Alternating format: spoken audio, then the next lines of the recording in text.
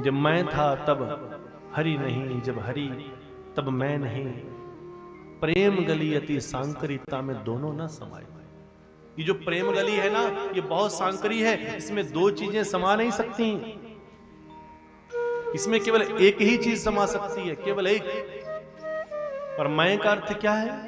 किसे कहते हैं मैं का अर्थ है हमारे अंदर के विकार,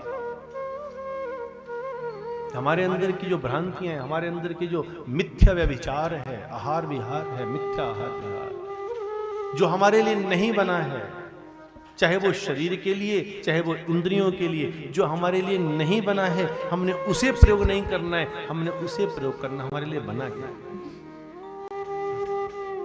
आज व्यक्ति अपने बच्चों को एकदम से सुबह उठकर पहले तो अंडा फोड़ के देता है। ग्रेट खली जैसे बड़े से बड़े योद्धा जो अपने मांसाहार को त्याग कर शाकाहारी हो गए, जिन्होंने भगवान के नाम को जपना शुरू कर दिया, पूरी तरह से मांसाहार को छोड़ दिया, जिनका शरीर बिल्कुल अति विशालकाय है, उन्होंने भी मान लिया कि भाई शरीर अंडा फोड़ने से या मांस खाने से शरीर बन जाए तो क्या बात है। बड़ी सुंदर बात कही है, यत प्रातः संस्कृतम च अन्नम सायं तंच विनश्यति तदीय रसम पुष्टे काय के नाम नित्यता। जिस भोजन को यत प्रातः संस्कृतम च अन्नम, ध्यान से सुनिएगा मेरी माताएं बहनें भाई,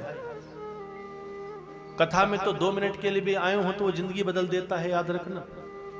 यत प्रातः संस्कृतम च अन्नम, जिस अन्न को हम प्रातः काल में बनाते हैं वो साया काल को विनाश को प्राप्त हो जाता है, बासी हो जाता है। और जिस भोजन को हम साया काल में बनाते हैं वो अगली सुबह के लिए बासी हो जाता है। तब प्रश्न किया कि जिस भोजन का वजूद, जिस भोजन का अस्तित्व स्वयं नहीं टिक सकता, तदीय रसम पुष्टे काय, जो भोजन अपने वजूद को स्वयं एक रात से सुबह के लिए टिका नहीं सकता, जो भोजन सुबह से शाम को नहीं टिक सकता, तदीय रसम पुष्टे काय के नाम नित्यता, उस भोजन के रस से जिस काया का तुम पोषण कर रहे हो, उस काया को तुम कितना परमानेंट सोचते हो।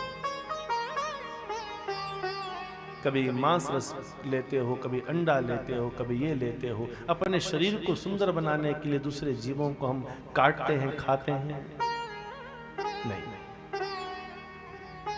अगर इस प्रकार से अपनी पसंद का कुछ उठा कर खाने से आप अमर हो जाओ तो आपसे पहले भी कोई ना कोई अमर दिखने चाहिए। कुछ ना कुछ तो अमर दिखते। सत्य तो यह है कि जब तक ये सांसें लिखी हैं तब तक मेरी माता बहनों, देवियों, सज्जनों, भाइयों, जब तक ये सांसें लिखी हैं तब तक आप कुछ भी मत खाओ, तब भी आप कहीं नहीं जाने वाले। और जिस दिन सांसें पूरी हो गई उस दिन चाहे आप कितना भी प्रयास कर लो पर कोई बचाने वाला